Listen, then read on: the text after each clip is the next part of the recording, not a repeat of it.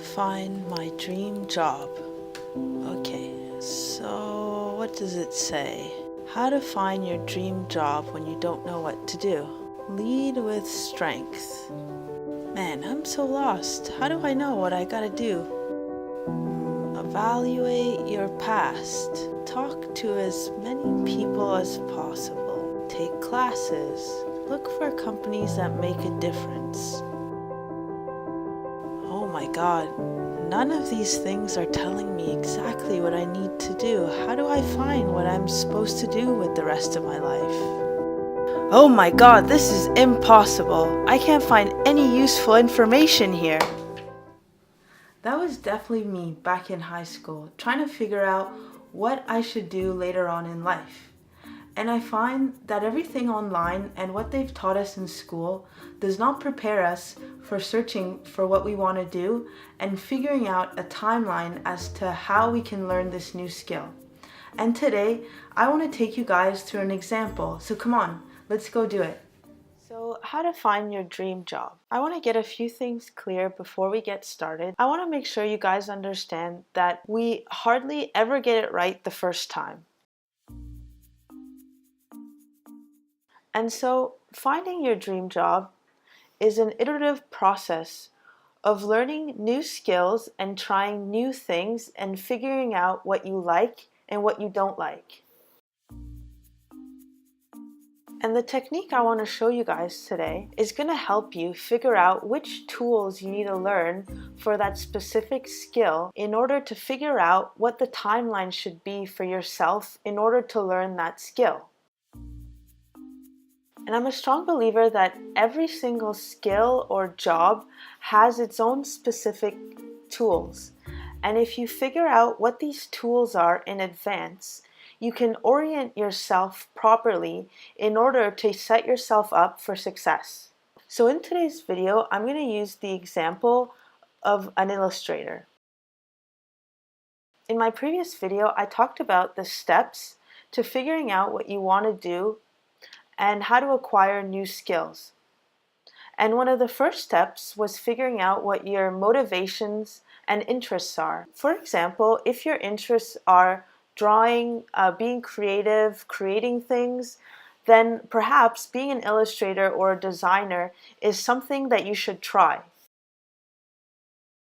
And so in this example, I'm going to look at a job description for this job title and try and pick out all the tools that I would need in order to become an illustrator or a designer. Alright, so here I simply Googled graphics designer career. And here I got this job description for a technical illustrator. Nowhere in here asks for a college degree or high school diploma or anything that has to do with school. So I randomly picked this example, but this is such a good example. What they're doing here at Airbnb is they're looking for people who can demonstrate exceptional ability in these key areas. And so if you can look at these tools, learn these tools, develop a portfolio which demonstrates that you have these skills, you can apply to this job. You can do this job. And I think that the world is moving to a more project-oriented and portfolio-based system. It doesn't really matter what name you have on your degree. The degree is pretty much a key which opens up doors for you, but you don't necessarily need that key. You can build your own keys, making your own portfolios and demonstrating your own skill. What I usually do when I'm figuring out what tools I need to acquire a certain skill, I look at the job descriptions. I look at what the people who are working in these areas are learning and know. And so if we just scroll down here, we can look at key responsibilities. So what they say is creating illustrations, technical illustrations, drawings, flowcharts, graphs, etc., etc. When I read this, what it's telling me is that I'm going to need to know how to make illustrations, so either drawing, flowcharts maybe in PowerPoint or Keynote, graphs in Excel. So these are the kinds of tools that I think that they're talking about here. Creating 3D diagrams and visualizations in CAD. So CAD stands for Computer Aided Design. So this is software like SolidWorks, CATIA. There are a ton of different software packages available for creating 3D models. And so that's what they're talking about here. So from this sentence, the tool that I get out of this is that if I wanted to be a technical illustrator for this job description, I would need to know some type of CAD software. Creating icons, identification signs for different concepts, research areas. So again, they're probably talking about Photoshop or anything that would allow me to create something, to create icons. And then create outlines for digital and print presentations, keynote presentations. Again, I think it kind of falls into the first thing here. So make sure that you can use Keynote, PowerPoint really well, and that you have an eye for detail and art. I'm getting the impression they're looking for someone pretty technical as well. So someone kind of artsy and someone also with an engineering type of background. Other key qualifications: very high digital drawing and illustration skills, ability to represent complex concepts simply and clearly. So this is kind of like a soft skill, actually. This is the ability to communicate your ideas and concepts so that other people can understand them. As an engineer, I know that this is not a skill that everyone has. It takes time to develop this skill. The key to getting this down is to be able to put yourself in the other person's shoe. So you want to ask yourself, why is this person looking at my presentation? Why does this person need this? And if you're able to put yourself in the other person's shoes, you can easily present concepts and complex ideas that the other person can understand. And here they say 3 to 5 years of experience with Adobe CS package. So like I kind of pointed to earlier, they're talking about Illustrator, Photoshop, InDesign. So these are tools that you would need to know in order to do this job. Again, 3D modeling. So like we said earlier, we talked about SolidWorks, and then they talk about other types of 3D modeling software. Attention to detail, organization, accuracy. These are all kind of soft skills. And ability to work in a dynamic environment with quick turnaround times.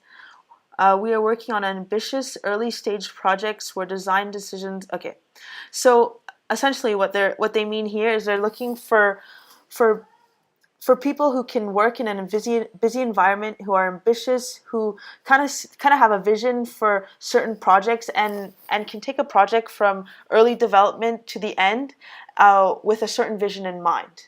Okay, ability to produce good work in changing environment is key to success with this team. So what I understand from this is that because it's early stage, there's going to be a lot of changes and you're going to have to be able to pivot and change quickly if needed. Preferred qualifications: extraordinary skills in sketching and hand drawing. This is another one. So the tool that you would need to have here is be able to draw and sketch. So can you draw and sketch, or do you need some more time to develop this tool? Experience in graphic design, so typography and layouts. So essentially, what I do when I want to learn a new skill is I look at what kind of jobs use that skill and what tools they're using. And this helps me stay up to date with the most current things that are needed and helps me kind of orient my learning. And so that was kind of the goal here in reading a job description. This also helps, for example, if you have your own business and you want to hire people, you don't necessarily know the exact skills of the person that you want to hire. So what you do is you go on Google and you look at job descriptions for a person that you're looking to hire, and then you can kind of learn what you need to look for when you're hiring someone to do a certain job for you. So this works kind of in both ways, and this is a tool that no one has ever taught me in school or that I've read online or that I've seen online. This seems to be a technique that they should be teaching us to do. This helps us understand how to search for things and how to learn the tools properly, and this will help us set our timeline. So now that we've read the job description and we could kind of pick out all the tools that they ask for, I just want to note them down here. So the tools. Alright, so the tools that I picked out from the job description were number 1, CAD, so something like SolidWorks. Number 2, Adobe CS package, so Illustrator, Photoshop, etc. Hand drawing. And then the soft skills I picked out were able to work in a fast-paced environment with a team, someone who finishes that can take a project from the beginning to its end, someone who's quick to think, quick to adapt, and again, adapt to change. So if any changes are needed, you can quickly adapt the project to those changes. And so now we have the tools, we need to figure out what the timelines are. So this is completely subjective. This really depends on you. It depends on how much time that you can take to learn these tools and these skills. It also depends on experience. Do you have experience with these tools? If not, it's going to take longer. And I have videos on the phases of learning something new. And at the beginning, when you know nothing, you really have to put in a lot of new effort. For example, let's just add some timelines. Let's say that you're a complete noob and you don't know anything about these tools. So maybe it will take 3 months to learn CAD. If you spent a couple hours every day for the next 3 months, in order to be good enough to build what you want to build in SolidWorks or any other 3D modeling system, you should give yourself 3 months. I would say the same for Photoshop and any of the Adobe CS packages. Hand drawing, I would also put another 3 months. So the timeline could be 3 months to 9 months, depending on whether you have enough time to put into all 3 of these things at the same time, or if you only have time to do one tool at a time.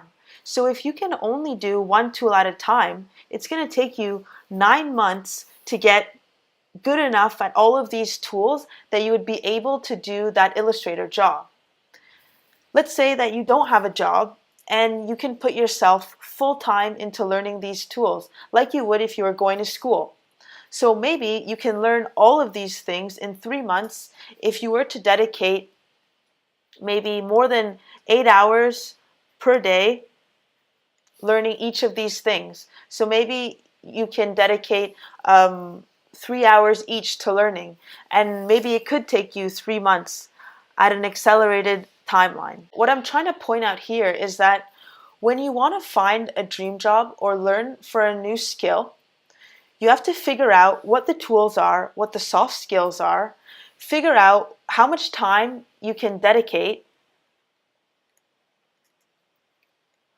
what your experience level is, and how long you think it will take you to learn each tool.